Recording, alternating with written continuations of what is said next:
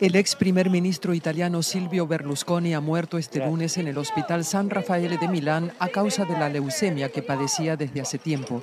El empresario multimillonario, que creó la mayor empresa de medios de comunicación italianos, había sido ingresado el pasado viernes, 3 semanas después de recibir el alta, tras haber pasado 44 días ingresado por una pulmonía agravada por la leucemia. Berlusconi tenía 86 años y llegó a esa edad con la cara embalsamada y naranja. Nunca olvidaba maquillarse, estirado como un fajín, con mucho más pelo que hace 40 años, gozando de todo su poder adquisitivo, salvo aquellos 450 millones de multa por comprar a un juez, casi nada, y recordando sus años de poder casi absoluto y de satirismo agudo, cuando le daba al bunga bunga por tierra, mar y aire e invitaba a las residencias de Estado en Roma, Milán y Cerdeña a primeros ministros y jefes de Estado junto a belinas, chicas guapas que aparecían en televisión como figurantes y prostitutas de todas las edades. Una de ellas, la menor marroquí Karina El Marouk, apodada Rubí Roba Corazones, le acusó en un juicio por prostitución de menores que duró más de 10 años, aunque Berlusconi terminó siendo absuelto porque no tenía por qué saber que la joven era menor de edad. Meses después, en 2013, fue condenado en firme por primera vez a 4 años de cárcel y 5 de inhabilitación para cargo público por evasión fiscal y cambió la pena de prisión, dada su avanzada edad, por servicios sociales cuidando ancianos. Berlusca practicaba ya el trumpismo antes incluso de que Trump soñara con ser presidente de los Estados Unidos. Como dijo un eurodiputado democristiano dirigiéndose a uno alemán, cuando vosotros todavía estabais subidos a los árboles, los italianos ya éramos maricones. Esto no es mío, es solo un fragmento del obituario que el gran Miguel Mora ha escrito en contexto sobre Silvio Berlusconi. Léanlo entero porque es una joya. Hoy en La Base hablamos de una figura deleznable, a la par que crucial, para entender el pasado, el presente y quizá también el oscuro futuro que se nos avecina. Bienvenidas y bienvenidos. La Base, con Pablo Iglesias, Sara Serrano, Manu Levín e Ina Afinogénova. Pues aquí estamos, hablando de Berlusconi. ¿Qué tienes preparado, Sara Serrano? Bueno, pues voy a dar algunos elementos de la política de Berlusconi que van a sobrevivir a su propia muerte, porque el legado político que deja es importante. Hoy hemos regalado un bañador a Manu Levín para que pudiera tirarse cómodamente de cabeza y manteniendo su virtud en una piscina de fango mediático en Italia, ¿verdad? ¿Qué tal te ha ido? Pues verás. Sara hablará del legado político, yo voy a hablar del legado mediático y del paradigma mediático del cual Berlusconi fue pionero y que lo sufrimos hoy en muchos países. Puente aéreo Moscú-Roma. Cuéntanos, Afinogénova. Vamos a hablar de las amistades tóxicas y de uno de sus mejores amigos. Hoy nos va a quedar un programa entretenido. Vamos a contar además con Luis García Tojar, es profesor de Sociología y Comunicación Política en la Universidad Complutense de Madrid. Arrancamos, Xavi.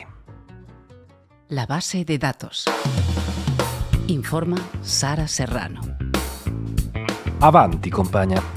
El fin de una era, así titulaba La República su necrológica sobre Silvio Berlusconi, resaltando la centralidad que tuvo en la política italiana de las últimas décadas.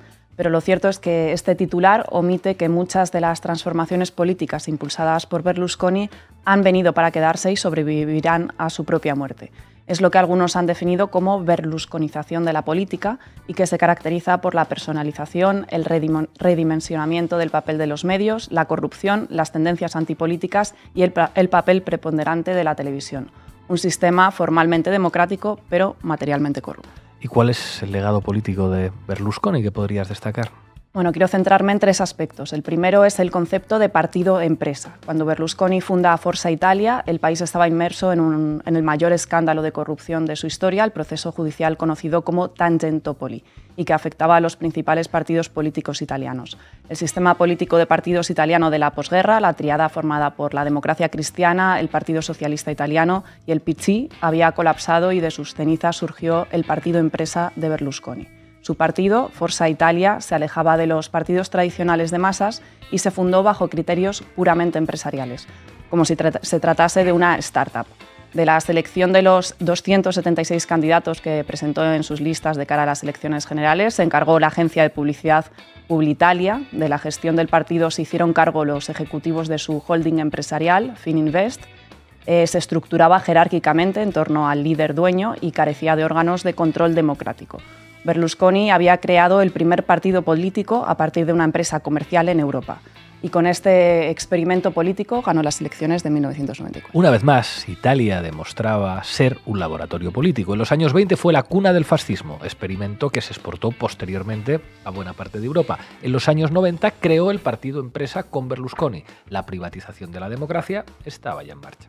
Y en el éxito electoral del partido empresa de Berlusconi jugaron un papel crucial los medios de comunicación. No en vano Berlusconi, que recordemos que tenía 58 años cuando entró en la arena política, había construido toda su carrera profesional y también su fortuna como dueño de un emporio mediático. Luego hablaré un poco más de ello, pero Forza Italia, el primer partido de la historia mundial organizado como si fuera una empresa, como decía Sara, no habría sido posible sin la fortuna personal y sin el control de las cadenas de televisión por parte de Silvio Berlusconi. Y detrás del éxito empresarial de Berlusconi hay otra figura fundamental, el líder histórico del Partido Socialista Italiano, defenestrado por Tangentopoli, Bettino Craxi. Gracias a sus buenas relaciones, Berlusconi consiguió transformar lo que hasta entonces no pasaba de ser una red de televisiones locales en una enorme cadena privada que emitiría a nivel nacional. El clásico neoliberal, utilizar el poder del Estado para servir tus propios intereses empresariales, ¿no? Pues bien, la campaña electoral de 1994 de Forza Italia no tuvo lugar en plazas públicas ni a través de grandes mítines, sino que se dio principalmente en los platós de televisión, que eran además propiedad del propio Berlusconi. Y aquí entra en juego el segundo gran legado de Berlusconi en el que me quería detener, la mediatización de la política. En la campaña de 1994, Berlusconi se hizo omnipresente y llevó a la práctica la máxima de no dejar ningún espacio vacío. Si no sale en televisión, no existe, solía decir.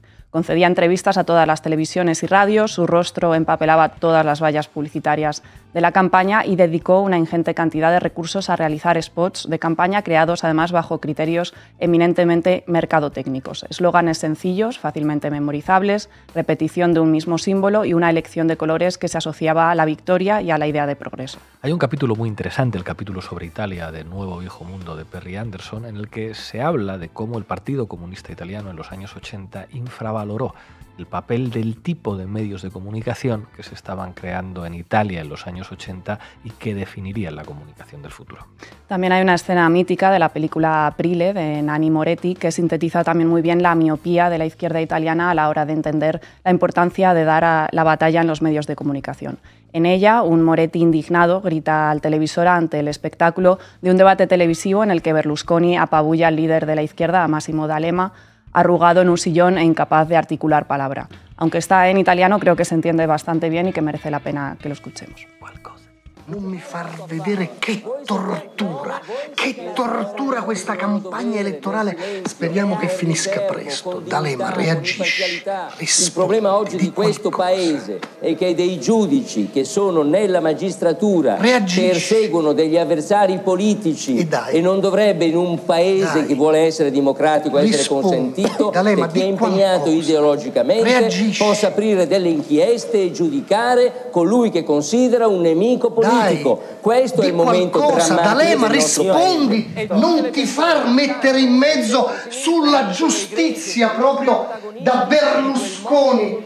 D'Alema, di una cosa di sinistra, di una cosa anche non di sinistra, di civiltà. D'Alema, di una cosa, di qualcosa, reagisci. D'Alema, di algo de izquierdas, di algo, aunque no sea de izquierdas, de sentido cívico. D'Alema, di algo, lo que sea, reacciona. Aquello fue en la Italia de 1994 que vivía la primera victoria electoral de Berlusconi gracias a su estrategia mediática. La derecha siempre ha tenido mucho más clara la necesidad de dar la batalla ideológica en los medios de comunicación de la izquierda. ¿Qué os voy a contar? Bueno, para bien o para mal, lo cierto es que la figura política de D'Alema, exdirigente del ala derecha del PC, que enterró el gran legado histórico del comunismo italiano para tratar de construir el Partido Demócrata, un poco a la semejanza de Estados Unidos, sirve para entender los efectos que ha tenido el berlusconismo en la izquierda. En una entrevista concedida en 2018 al diario El País, reconoce algo muy interesante, la derechización de la socialdemocracia. el último elemento de la herencia de Berlusconi en el que me voy a detener. Al ser preguntado por la centralidad de Berlusconi en la política italiana y su capacidad de resistencia a pesar de todos los escándalos que le envolvían, D'Alema respondió lo siguiente: yo nunca pensé que el berlusconismo fuera a desaparecer. Ese es el error del Partido Democrático. Pensaba que podían ocupar ese espacio haciendo cosas que él había prometido. Renzi creyó que podía ocupar ese espacio central. Cuando la izquierda hace política de derecha, pierde sus votos y legitima a la derecha. Para hacer el programa de Berlusconi, los electores prefieren al original. Y de esa derechización de la política impulsada por Berlusconi también son herederos otros líderes de la ultraderecha como Matteo Salvini o Giorgia Meloni. La verdad es que D'Alema sabía lo que decía al haber llevado a su partido a posiciones más centristas. No en vano, el PC, el Partido Comunista Italiano, al abandonar su herencia y rebautizarse como el PDS, el Partido Democrático de la Sinistra, obtuvo el peor resultado de su historia, un 16% de los votos, que era menos de la mitad de los votos que había alcanzado 15 años antes. Una lección que quizá deberían aprender las fuerzas políticas que aspiran a hacer políticas transformadoras más allá de los Alpes. Mimetizarse y asumir la agenda política de la socialdemocracia no funciona. Mediaset, Giorgia Meloni y el Partido Empresa. Esa es la herencia envenenada que nos deja Berlusconi. Un legado que no se circunscribe a Italia, sino que, como hemos visto en los últimos años con la nueva extrema derecha, es perfectamente exportable a otras regiones del mundo y otros países como el nuestro. Gracias, compañera. A ti. Io conduco una attività ininterrotta di lavoro e se qualche volta mi succede di guardare in faccia una bella ragazza, meglio essere appassionati delle belle ragazze che gay. Tremendo. Manu Levin. Vamos, Xavi. Titulares al banquillo. El análisis mediático de Manu Levin. Bueno, hoy en Italia, como os podréis imaginar, toda la conversación política y mediática gira en torno a la muerte de Silvio Berlusconi. Los portavoces de todos los partidos políticos, prácticamente, salvo de la Unione Popolare y de Potere al Popolo, están saliendo a loar a Berlusconi en su fallecimiento, diciendo que era un gran hombre, un gran patriota y un gran líder y un gran italiano. Fijaos, algunas portadas que os traigo. Il Messaggero, El sueño italiano. La Stampa, Ciao Cavaliere, autobiografía de una nación. La Gazzetta dello Sport, El hombre de las estrellas. Y otra, Tutto Sport, he visto a un rey. Y directamente lágrimas en los platós de Mediaset, el imperio televisivo de Berlusconi. Allora, Francesco, abbiamo una brutta notizia da dare. La cosa peggiore che oggi potessimo fare per noi di Mediaset, perché è morto Silvio Berlusconi. Noi andiamo Francesco, fai tu perché io... No, capisco e credo che questo riguardi tutti quelli che lavorano qua.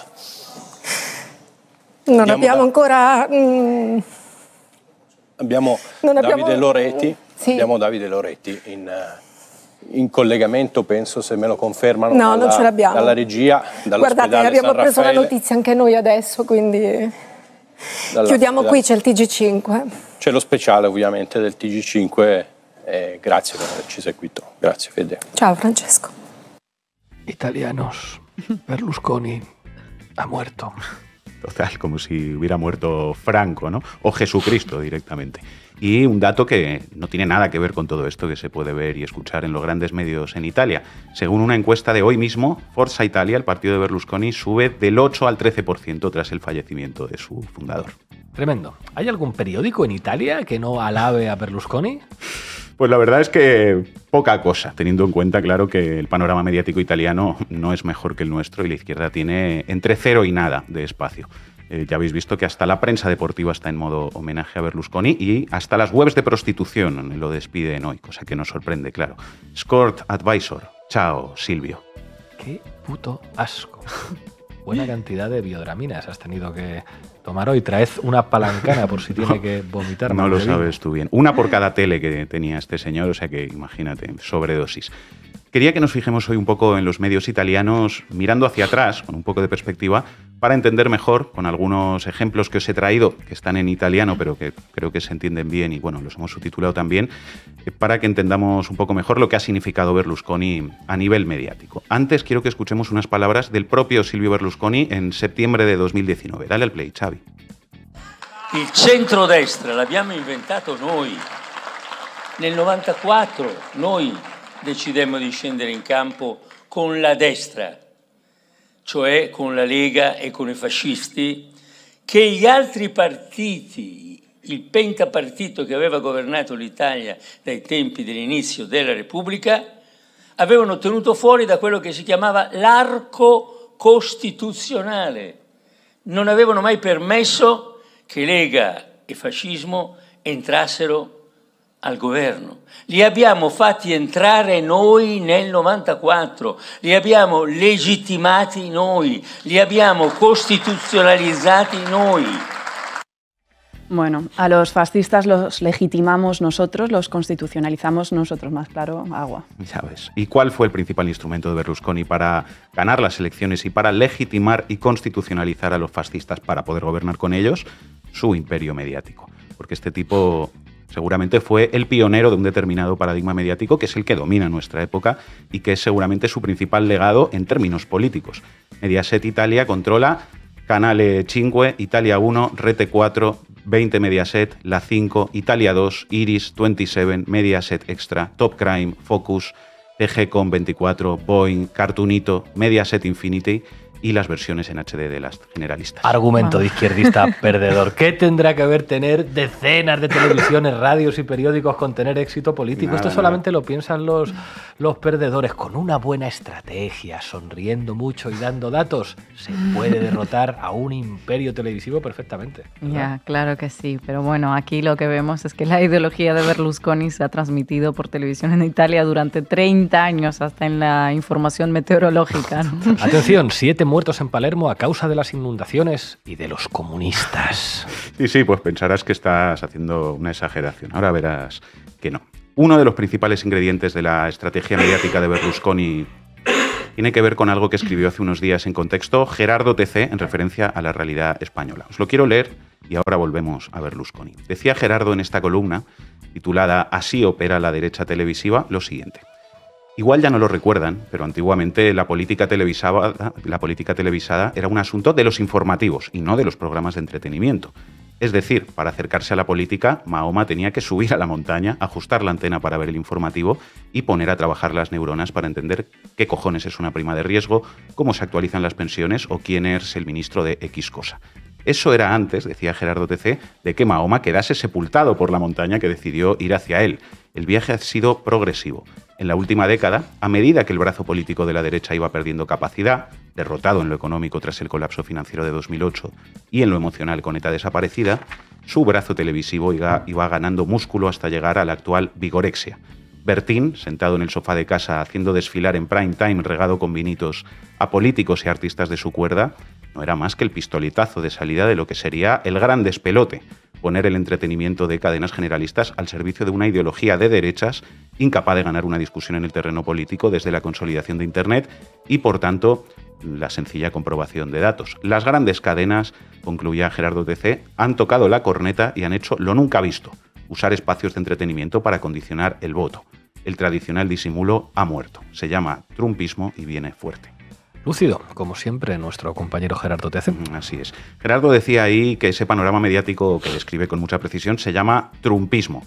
Y es verdad, pero en realidad eso no lo inventó Trump. Lo inventó mucho antes Silvio Berlusconi. Frente al viejo modelo de la RAI, la compañía pública de radiodifusión de Italia, Berlusconi creó Mediaset y desplegó ya desde los 80, pero en especial desde principios de los 90, toda una serie de programas que hicieron historia en la televisión en Italia. Programas a priori de entretenimiento y de espectáculo, no políticos, informativos, digamos, pero en los que se irradiaba una determinada ideología y sobre todo unos determinados valores y que hicieron una contribución clave a la transformación, a la derechización del sentido común en Italia, casi en clave antropológica, podríamos decir, con un discurso pues, de extremo individualismo y neoliberalismo moral y sexual frente a lo que había representado hasta el momento la hegemonía cultural de la democracia cristiana. Uno de esos programas, por ejemplo, fue Drive In, un programa sobre la farándula que se emitió entre 1983 y 1988 con un enorme éxito, una especie de crónicas marcianas italiano, podríamos decir, lleno de mujeres desnudas, chistes machistas, discursos clasistas, etc. Este por lo menos era un programa para adultos, pero la derechización que promovió Berlusconi permeó incluso en programas diseñados a priori para un público infantil y adolescente. El más paradigmático, que sigue siendo hoy una referencia sentimental para la generación que nació en la primera mitad de los 80, se llamaba Non è la Rai, no es la Rai, la tele pública. Toda una declaración de intenciones ya desde el nombre del programa, ¿no? Vamos a escuchar un momento mítico de ese programa, Non è la Rai. Os pongo brevemente en contexto. 1994, elecciones en Italia que gana Berlusconi. Achille Occhetto era el secretario general del PC en aquel momento, cuando decidieron disolverlo y crear el PDS, el Partito Democrático de la Sinistra. Era el rival electoral de Silvio Berlusconi. Bueno, pues estas cosas se escuchaban los niños y adolescentes italianos en Non è la Rai. Il padre eterno tiene per Berlusconi, Forza Italia, tutto il coro, insomma quello là. Stalin tiene per Occhetto, ecco, e Satana, anche Satana tiene per Occhetto, mentre, come sappiamo, Satana tiene per Occhetto, ovviamente, scusate, company. Anche Stalin però ha saputo. Dios va con Berlusconi, Stalin y Satanás van con Occhetto, obviamente. Ya os dije que lo de 7 muertos en Palermo por culpa de las inundaciones y de los comunistas, que decía antes Pablo en broma, no era una exageración. Veamos otro momento mítico con Berlusconi como protagonista. Contexto, año 2013. Berlusconi coincide en un plató con Marco Travaglio, que era el director de El Fatto Quotidiano, un periódico que se oponía a Berlusconi y que publicaba informaciones sobre su corrupción y sus vínculos con la criminalidad.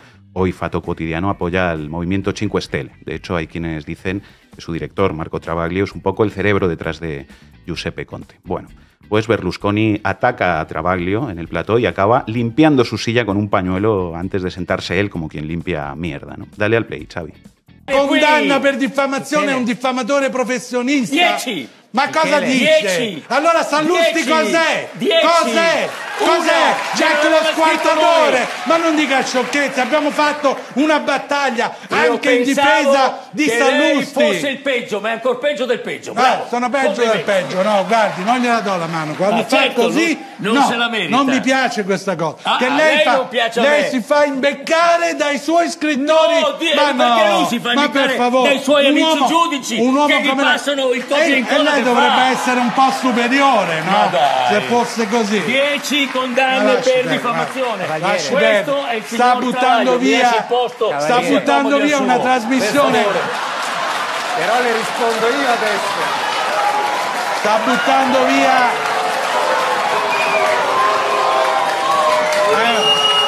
Non sapete nemmeno scherzare. No, ma che è uno scherzo questo? En fin, tremendo lo que se podía ver ahí con Berlusconi. Bueno, este fue un momento célebre que, digamos, que habla de la normalización de la corrupción que promovió Berlusconi a nivel mediático. Hoy podemos escuchar a Trump enorgulleciéndose de defraudar Hacienda o diciendo que podría disparar a sus votantes en la Quinta Avenida y les seguirían votando, ¿no? Bueno, pues ahí teníamos a Berlusconi despreciando y riéndose, ¿no?, con ese gesto de limpiar la silla de las informaciones sobre su corrupción y del periodista que publicaba. Bueno, y tengo entendido que más recientemente las televisiones de Berlusconi también han contribuido decisivamente a hacer crecer el discurso racista en Italia. Efectivamente, sobre todo a través de uno de sus múltiples canales, Rete 4. Según me contaba esta mañana Giuliano Granato desde Nápoles, a quien aprovecho para agradecerle mucho toda su ayuda para hacer esta sección de hoy porque ha sido imprescindible.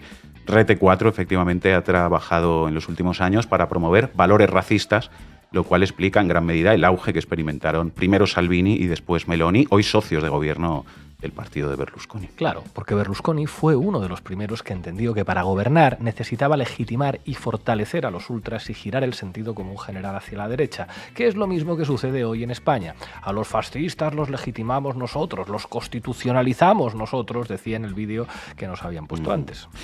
Vamos a escuchar un último momento, porque si ese imperio mediático de Berlusconi ha sido posible y ha llegado al punto al que ha llegado, también es, desgraciadamente, porque ha habido una izquierda, o una progresía, mejor dicho, que lo ha permitido.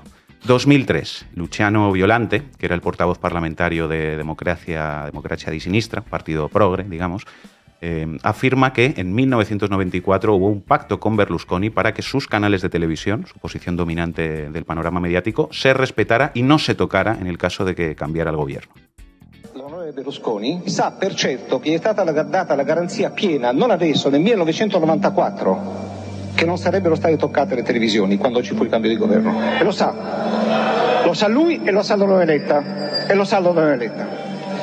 Comunque, a parte questo, la questione qui è un'altra. Voi ci avete accusato di regime nonostante, ripeto, non avessimo fatto il conflitto di interessi, avessimo dichiarato eleggibile Berlusconi nonostante le concessioni, non avessimo aumentato durante il centro-sinistra il fatturato di Mediaset, è aumentato di 25 volte. Tu amigo Gianni Letta, amigo Enric Juliana. En fin, escuchar esto es importante porque sirve para entender también lo que pasa en este país. Porque si en España hay un duopolio mediático controlado por delincuentes, como era Silvio Berlusconi, también es porque la izquierda y particularmente el PSOE lo han hecho posible. Lo han permitido no legislando nunca para evitar esa concentración mediática y negándose a debatir siquiera una ley de medios. Y lo han permitido no dedicando prácticamente ningún esfuerzo a contar con medios de comunicación que respeten una mínima deontología propia de un país democrático. Y no solo eso, incluso estando Pedro Sánchez en el gobierno, se ha permitido a la derecha controlar también la televisión pública, porque claro, con A3 Media y con Mediaset no tenían suficiente.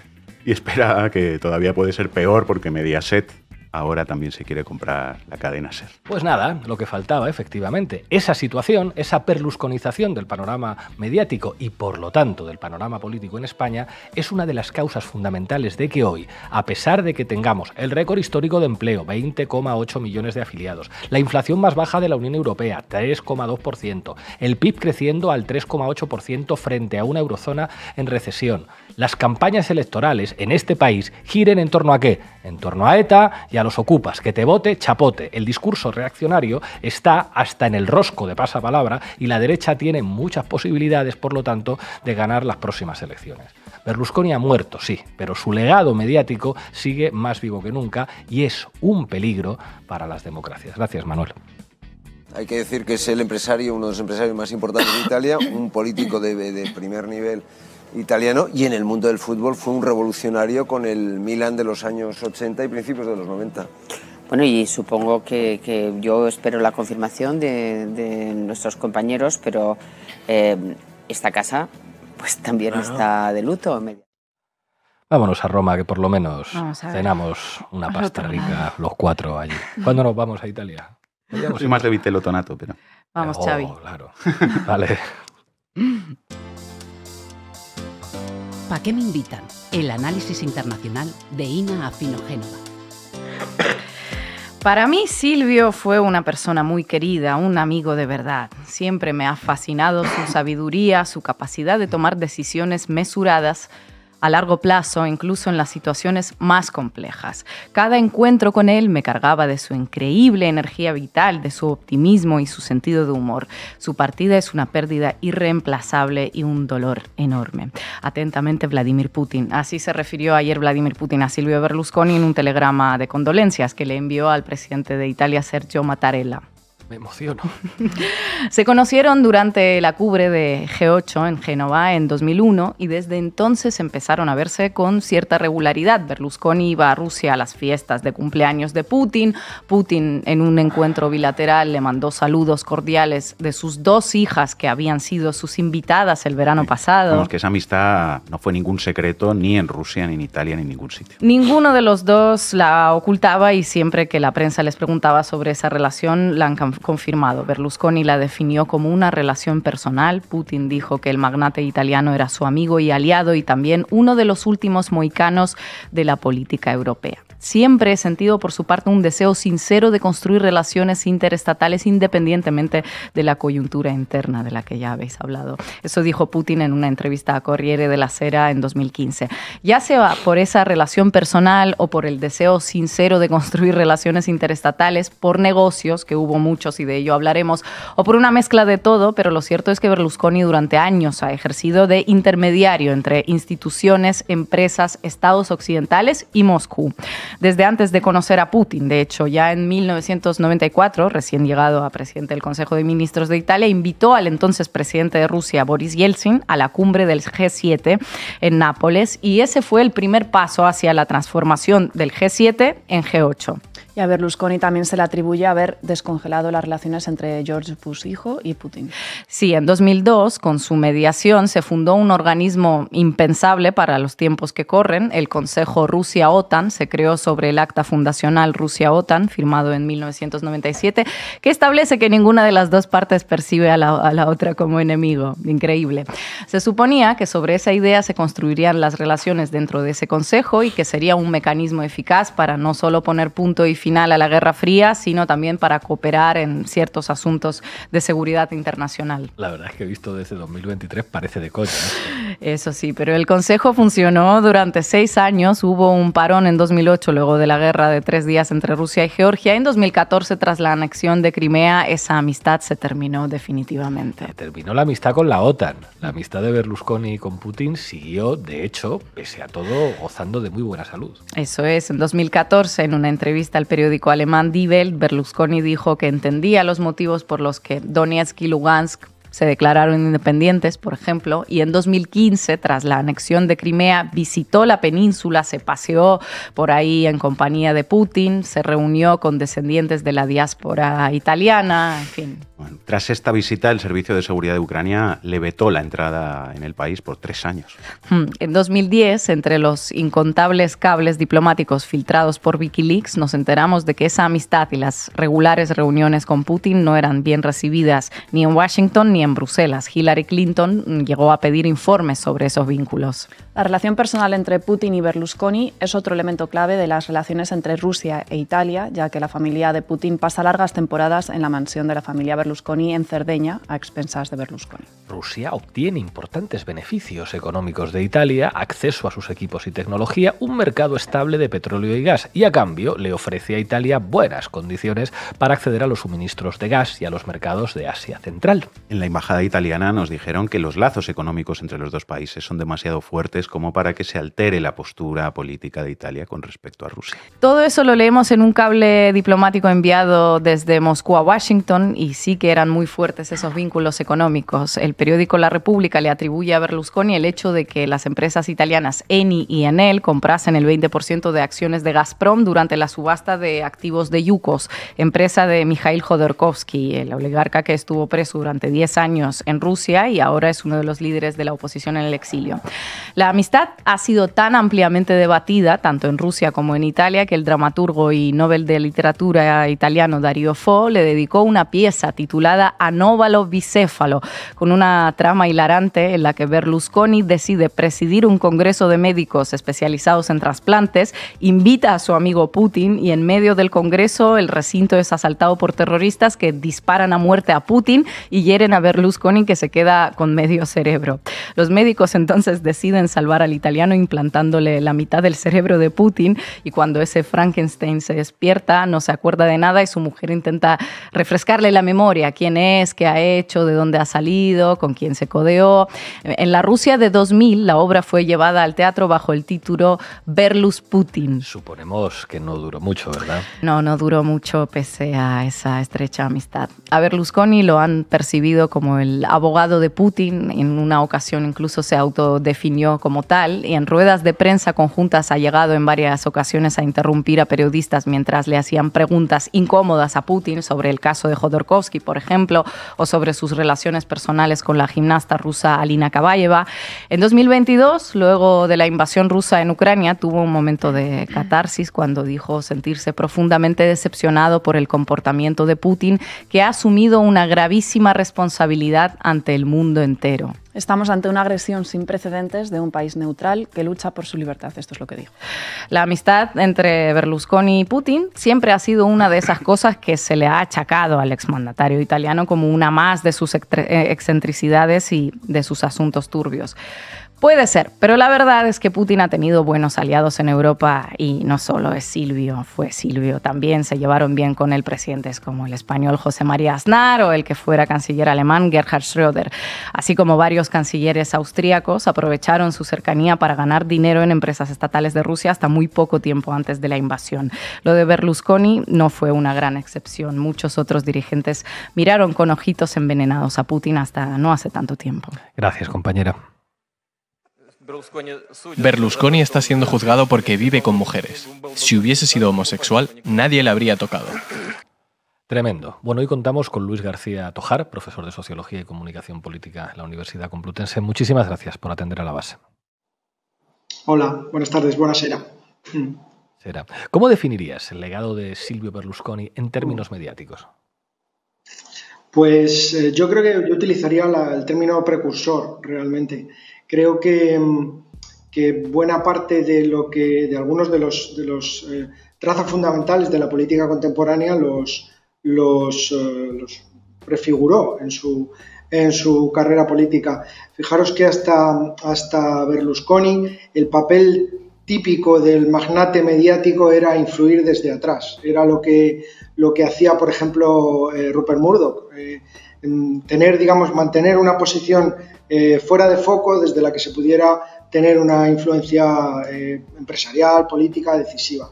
El primero que dio el paso y se situó él delante de los focos y se convirtió en su propio personaje fue Berlusconi. Y por eso,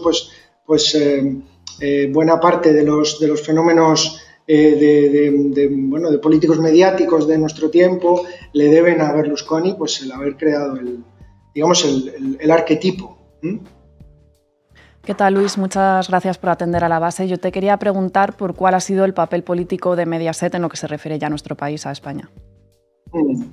Bueno, desde el primer momento Berlusconi ha sido una persona, se me hace todavía raro hablar en pasado de Berlusconi, ha sido un tipo muy listo, muy astuto realmente en el mejor y en el peor sentido del término, ¿no? Él se dio cuenta desde el primer momento que en el sistema político italiano él podría entrar poco a poco, comprando emisoras de televisión locales, pero a partir de ahí el paso era ir entrando en el panorama empresarial a través de esa plataforma que era Telecinco, ¿no? Yo creo que un poco en el caso español repitió el mismo esquema con muy buenos resultados también, ¿no? Ahora mismo ya no solo es Mediaset, que es un actor central, decisivo en la televisión en este país, sino buena parte de los contratos. Estoy pensando, por ejemplo, en sectores clave como la energía, que empresas italianas han logrado en nuestro país durante la época de Berlusconi. También eso es parte de su estrategia, ¿no? ¿Qué tal, Luis? Buenas tardes, ¿cómo estás? Hablas a menudo, ¿qué tal? Analizas un proceso que llamas la colonización del campo político por el campo mediático. Quería pedir que nos expliques un poco en qué consiste ese fenómeno y qué implicaciones tiene. Bueno, la metáfora de la colonización no es mía, es de Bourdieu sobre la televisión. Lo plantea. La idea es que la emergencia de la televisión como actor central del espacio mediático cambia un poco las relaciones de poder dentro de esa estructura y genera una institución con un potencial de influencia política mucho mayor del que había soñado nunca tener la prensa tradicional. Fijaros que en la historia de los medios de comunicación, cada vez que se amplía el público, cada vez que se produce una ampliación radical del público de los medios, se trastoca el panorama político. La invención de la prensa de penique, de la llamada prensa de masas, generó unos nuevos diarios que tenían una capacidad de influencia con la que jamás pudo haber soñado los grandes diarios de élite del viejo panorama norteamericano, ¿no? Y ahí, en ese ambiente de guerra mediática, de guerra de prensa, pues es donde se consolida, donde emerge, donde crece todo el fascismo del siglo XX, ¿no? Con la televisión sucede algo parecido. El campo mediático amplía su capacidad de influencia de una manera muy notable y de nuevo las relaciones de ese campo mediático con el campo político se vuelven a trastocar y bueno, ya en último periodo con la emergencia, el triunfo de las redes sociales, creo, al menos en mi punto de vista, está pasando algo parecido.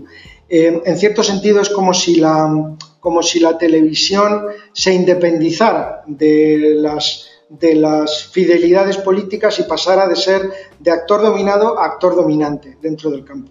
Ese es el proceso que algunos llamamos mediatización y que consideramos que es el elemento central de la política contemporánea. ¿Qué tal, Luis?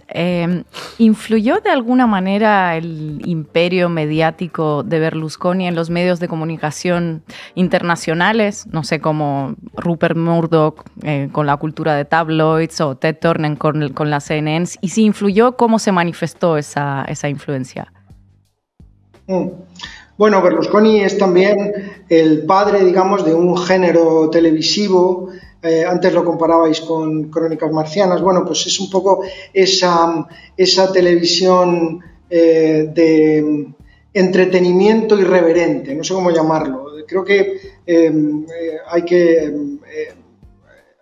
que poner en valor, digamos, a favor de la creatividad de Berlusconi. Otra cosa es luego para qué lo usase, ¿no? Pero su papel como creador de un género televisivo donde se puede hablar al mismo tiempo de cosas serias y de cualquier tontería, convirtiéndolo todo pues en un discurso aparentemente banal, en el que se diferencian o en el que se pueden deslizar pues opiniones políticas del tipo que sea, ¿no? El extracto que poníais de la niña del programa infantil ese donde decían que Satanás y tal, es un claro ejemplo de la irreverencia de la televisión de Berlusconi. Yo creo que este género que algunos denominamos infoentretenimiento, polientretenimiento, también se utiliza de vez en cuando, le debe a Berlusconi una parte de su éxito, ¿no? Y aquí en España, recordad la figura de Jesús Gil, que sin ser un empresario de los medios de comunicación, entendió muy rápidamente que esa televisión podía dar cabida a hablar de política de una manera, con unos lenguajes que jamás se habían utilizado antes y que habrían incluso escandalizado a la opinión pública, digamos, anterior, y que sin embargo ahora eran consumidos con una cierta, alegría, por un público que ya había perdido, digamos, esa mentalidad un poco, no sé cómo llamarla, de sacristía que había en la televisión anterior, ¿no? Donde había programas de entretenimiento y programas serios, pero no se mezclaban unos con otros, ¿no? Probablemente, no sé, yo no soy historiador de la televisión, pero desde el punto de vista de esta disciplina, yo diría que el gran invento de la televisión de Berlusconi es precisamente este género entremezclado de televisión jocoseria, no sé cómo llamarlo, que ahora mismo triunfa en medio mundo. En ese sentido, su influencia internacional es muy importante, ¿no? Y en el territorio político, cuando se discute, por ejemplo, cuando nos quejamos de que la política contemporánea está muy personalizada, es muy personalista, yo diría que eso no es un elemento novedoso de la política contemporánea. La política contemporánea, más que personalista, a mí me gusta decir que es personajista, porque el político tiene que interpretar constantemente un mismo arquetipo y tiene que repetir en cualquier entorno en el que esté ese personaje. Berlusconi interpretó bien, para el gusto del público italiano, este personaje bufón, que es al mismo tiempo serio y payaso, y que no tiene digamos, un gran contenido, un gran valor intelectual, pero sin embargo pues es un tipo directo que dice lo que piensa, a veces incluso equivocándose. En fin, no sé si os suena el personaje porque se repite también en la política contemporánea, y yo creo que este es otro legado también de la figura de Berlusconi, sí. Absolutamente. Luis García Tojar, profesor de Sociología y de Comunicación Política en la Complutense, muchísimas gracias por atender a La Base. Hasta pronto. Gracias a vosotros. Bueno, decíamos antes que que fue en 2001 en la cumbre del G8, en la que Putin y Berlusconi se conocieron.